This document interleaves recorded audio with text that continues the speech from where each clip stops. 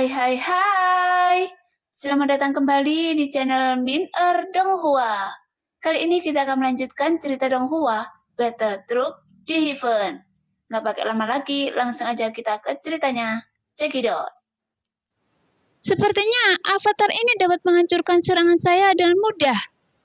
Mata Xiaoyan serius. Jelas alasan mengapa avatar Tuan Jahat menghindarinya sebelumnya. Itu karena ketakutan naluriah pada Xiaoyan dan bukannya lemah. 7 langkah mengejutkan para dewa. Sambil berteriak, Xiaoyan segera mengambil beberapa langkah kakinya ke depan. Kemudian, bayangan kaki raksasa yang kokoh yang mengandung kekuatan penghancur langsung menyapu dengan ganas ke arah avatar Tuan Jahat lagi. Hanya saja itu masih sama dengan jari pembunuh bintang. Tampaknya, di bawah angin kencang yang menderu, kekuatan Xiaoyan tidak bisa bersaing sama sekali. Sehingga Xiaoyan hanya bisa melihatnya 7 langkah mengejutkan para dewa hancur dan menghilang.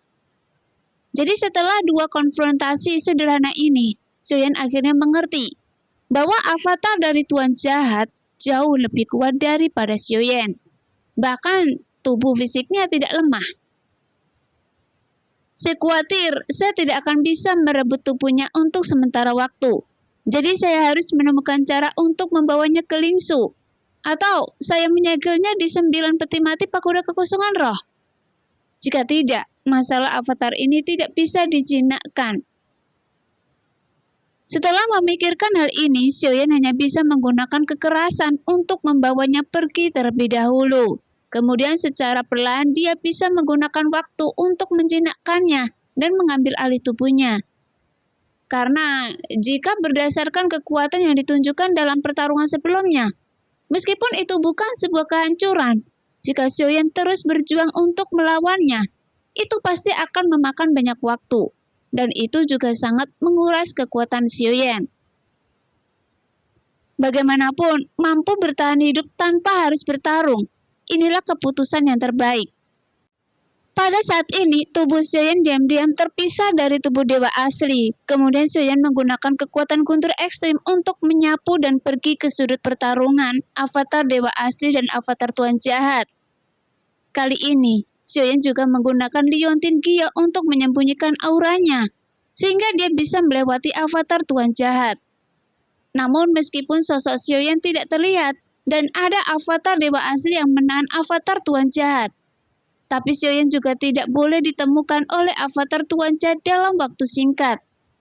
Oleh karena itu, avatar dewa asli langsung melakukan 82 pukulan para dewa. Dengan pukulan yang seperti hujan, cahaya keemasan di langit menyelimuti avatar Tuan Jahat. Dengan cara ini, avatar Tuan Jahat tidak punya waktu untuk mengamati sekelilingnya. Goyan, bisakah dia dijebak? Kata Xiaoyan sambil mengibaskan Goyan dari lengan baju dan jubahnya, yang membuat Goyan melihat sekeliling dengan bingung. Pimpin orang itu ke hadapan saya dengan formasi pembatasan yang diatur oleh Tuan Anjing. Tidak masalah menjebaknya untuk sementara waktu. Goyan segera memberi petunjuk, dan Xiaoyan perlu mengundang avatar Tuan Jahat ke guci berikutnya. Pada saat ini, sosok Xiaoyan masih duduk bersila di sudut pertarungan. Sepertinya dia juga tidak ditemukan oleh avatar Tuan Jahat. Bagaimanapun, serangan avatar dewa asli tidak pernah berhenti. Meskipun tubuh avatar dewa asli terus-menerus dipotong-potong. Namun dengan mengandalkan kekuatan fisik yang kuat, dia akan segera dipulihkan dalam sekejap. Kali ini, meskipun Xiaoyan mengandalkan avatar dewa asli untuk menghadapi avatar Tuan Jahat, namun Xiaoyan sepertinya tidak merasakan kekuatan aturan. Faktanya, saat bertarung dengannya terus-menerus, avatar dewa asli terus mengubah posisinya. Dengan demikian, avatar Tuan Jahat dapat memasuki area formasi pembatasan yang ditempatkan Goyan. Apakah mereka belum memasuki formasi pembatasan Anda? Xiaoyan bertanya dan bingung. Jangan terburu-buru, mereka belum sepenuhnya tenggelam dan tidak mencapai lokasi yang tepat. Karena semakin akurat letaknya, maka semakin baik efeknya. Mendengar apa yang dikatakan Goyan, Xiaoyan merasa tidak berdaya, dan dia hanya bisa menunggu formasi pembatasan Goyan diaktifkan. Namun meskipun avatar dewa asli memiliki tubuh fisik yang sangat kuat, tapi di bawah serangan angin kencang avatar Tuan Jahat, tulang-tulang di tubuh avatar dewa asli juga terlihat. Namun dia juga terus berjuang. Jika ini terus berlanjut, Xiaoyan khawatir avatar Tuan Jahat akan mengetahui petunjuknya. Meskipun Xiaoyan belum mengungkapkan kartu trupnya, tapi avatar Tuan Jahat juga tidak mengungkapkan kartu trupnya. Mungkin satu-satunya cara untuk bisa melawannya adalah mengeluarkan seluruh kekuatannya. Hanya dengan begitu, Xiaoyan bisa bertarung dengannya, karena rasa penindasan ini dengan jelas dapat memberitahu Xiaoyan bahwa ini jelas bukan ilusi, tapi karena ketakutan naluriahnya. Itu sebabnya avatar Tuan Jahat berurusan dengan Xiaoyan di sini. Tapi jika avatar Tuan Jahat bereaksi setelah benar-benar dibuat marah oleh Xiaoyan, maka pertarungan ini tidak sesederhana itu. Jadi Xiaoyan menyelesaikannya dengan cepat, sehingga avatar Tuan Jahat tidak bisa bereaksi sama sekali. Dan hal yang paling penting adalah, Xiaoyan tidak yakin apakah dia bisa masukkan ke dalam Lingsu. Namun sejauh ini, larva darah raksasa atau kaki daji. Mereka bukanlah monster atau binatang buas tingkat roh, dan dapat dimasukkan ke dalam reruntuhan roh. Jadi ini cukup untuk membuktikan selama mereka mencapai tingkat kekuatan di atas alam reruntuhan, karena meskipun di avatar ini mungkin berada di keabadian kaisar, tapi melihat pertarungan itu di depannya, Xiaoyan tidak memiliki keraguan tentang kekuatannya. Dan dia merasa avatar ini bukan berada di keabadian kaisar. Pada saat ini, di bawah godaan avatar dewa asli, akhirnya mereka berdua masuki formasi pembatasan yang diperlakukan oleh Goyan. Kemudian Xiaoyan melihat formasi yang tepat di sekitar mereka memadat. Tiba-tiba rantai besi yang tak terhitung jumlahnya tiba-tiba muncul dan menembus langsung ke seluruh tubuh avatar Tuan Jahat. Hanya saja rantai besi ini tembus cahaya dan tidak benar-benar menembus dagingnya. Ini hanyalah salah satu cara memblokir dan mencegahnya sehingga dia tidak bergerak. Buka celah! Jelas, Xiaoyan sendiri sudah bersiap karena perjalanan tuang lebih cepat dari kekuatan guntur ekstrim. Hanya saja itu perlu mempersiapkan terlebih dahulu. Dan Xiaoyan baru saja mempersiapkan ini. Segera tubuh Xiaoyan muncul di depan avatar Tuan Jahat. Kemudian dia merentangkan telapak tangannya dan langsung menekan keningnya. Tiba-tiba di bawah suara mendesing, sosok avatar Tuan Jahat seolah-olah menghilang di telapak tangan Xiaoyan. Berhasil! Xiaoyan sedikit terkejut. Sepertinya dia tidak menyangka akan berhasil membawanya ke Lingsu. Meskipun mendapatkan penghasilan dari Lingsu, tapi itu bukanlah kesuksesan yang nyata. Namun setidaknya Xiaoyan bisa menghindari pertarungan yang sulit sekarang. Bagaimanapun kekuatan Xiaoyan belum cukup.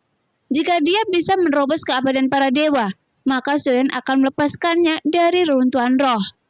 Setelah merebut tubuhnya, sehingga dia bisa menjadi avatar baru Xiaoyan. Lagi pula, asalkan dikumpulkan ke dalam Lingsu, avatar ini hampir tidak bisa terbang meskipun memiliki sayap. Tepat ketika avatar Tuan Jahat dibawa pergi oleh Xiaoyan, pembatasan di sini mulai dilonggarkan, sehingga awan warna-warni di luar segera menyebar dan mengungkap penampakan sebenarnya di tempat ini. Dikelilingi oleh vegetasi yang subur, seekor kumbang besar terbang di atas kepala Xiaoyan. Lagi pula tempat ini juga dikenal sebagai lembah serangga, jadi tidak aneh kalau tempat ini penuh dengan serangga. Tapi sepertinya raja serangga mereka telah menghilang. Jadi mereka menemukan kebebasannya. Dan saat yang sama, sosok Yuyan juga segera datang dari kejauhan dan melayang di depan Xiaoyan. Apakah Anda berhasil? Yuyan bertanya dengan gembira. Hanya saja Xiaoyan memasang ekspresi sedih di wajahnya dan menggelengkan kepalanya. Lari! Jawab Xiaoyan seolah-olah penuh penyesalan. Melarikan diri? Yuyan tercengang. Dia melarikan diri kemana? Apakah ada arahnya? Saya akan menemani Anda untuk mengejar. Yuyan terus bertanya.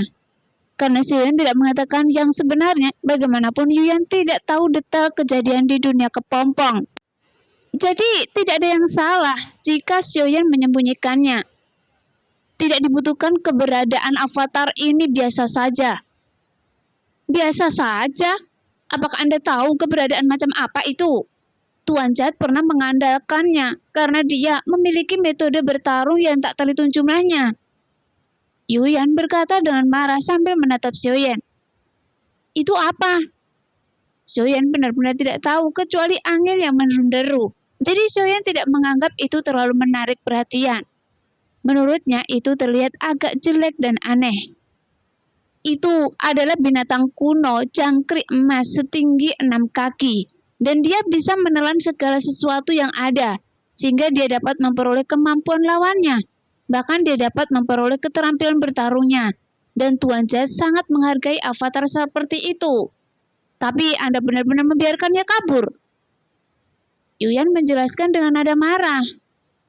Mendengar itu, Xiaoyan tersenyum pahit. Bahkan di dalam hatinya, dia diam-diam merasa takut. Jika Yuyan tidak menyebutkan kemampuan avatar ini, kecuali Xiaoyan merebut tubuhnya. Jika tidak, dia pasti tidak akan tahu bahwa avatar ini memiliki kemampuan yang sangat menakutkan. Mustahil untuk mengejarnya, jadi tidak masalah jika dia melarikan diri. Xiaoyan tampak lega. Mendengar itu, Xiaoyan tersenyum pahit, namun dia tidak banyak bicara. Ya, meskipun tidak ada lagi avatar Tuan Jahat, Selir juga dapat mengajak suami untuk mencari tubuh fisik lain sebagai avatar. Buka jalan menuju alam iblis semua orang suci. Jelas, Xiaoyan tahu, Yuyan ingin memiliki kesempatan sebanyak mungkin untuk berduaan dengan Xiaoyan. Tapi Xiaoyan tidak memberinya kesempatan sama sekali. Setelah kata-kata itu keluar, retakan di kampan segera muncul. Kemudian Xiaoyan dan Yuyan menginjak telapak kakinya ke dalam celah untuk kembali ke alam iblis semua orang suci. Nah, demikianlah cerita hari ini. Terima kasih yang sudah menonton video Min sampai selesai. Sampai jumpa di video selanjutnya. Bye-bye.